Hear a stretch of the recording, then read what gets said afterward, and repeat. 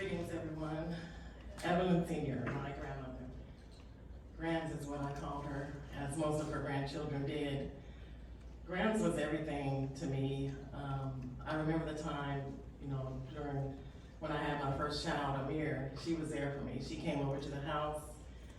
She helped me cook, and I remember her saying she had a thing with cooking eggs. They had to be soft. She said, Tisha, make sure you cook them soft. They can't be hard.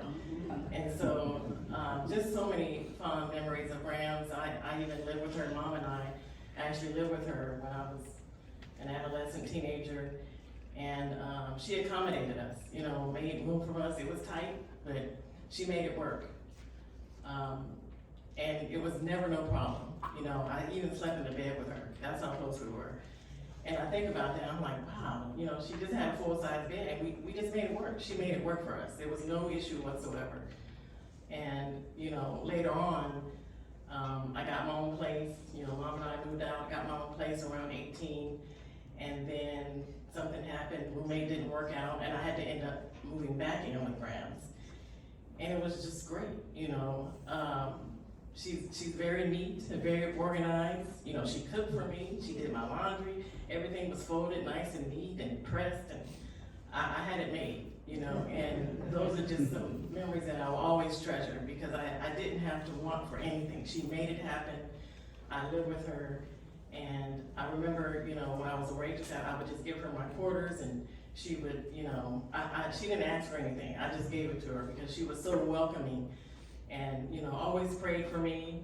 I remember she was such a prayer warrior, and she would anoint me with oil. There were times where I couldn't go to the doctor. I didn't have insurance, so she would pray over me, anoint me with oil. And it was because of her prayers that I was healed, that I didn't have that insurance to go to the doctor, but because of her prayers, I was healed. And I remember a time she came to visit me in Texas. It was just my kids and I.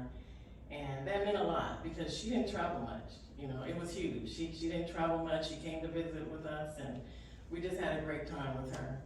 And then fast forward, I just remember her words. I was going through some storms in life, and I'll never forget the words she said to me. She said, Tisha, you cannot worry about things you cannot control. And even though that statement is so simple, yet it was profound, and it was exactly what I needed to hear at the time. Again, I just can't emphasize enough, her faith in God was just absolutely remarkable. I remember those days where she would go on absolute fast. I didn't even know what that was, and it was just amazing.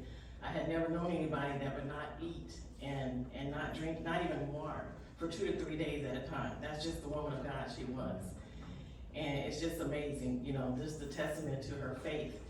And I just remember she would just prostrate before the Lord. Even my daughter, Leah, would, she would just be in awe. And like, why is Grams on the floor? But that's just what she did.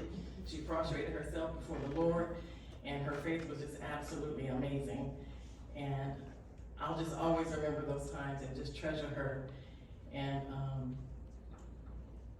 this is a lot, but we all have our relationship with Grams, each of her grandchildren. She loved us so very dearly and always helped us.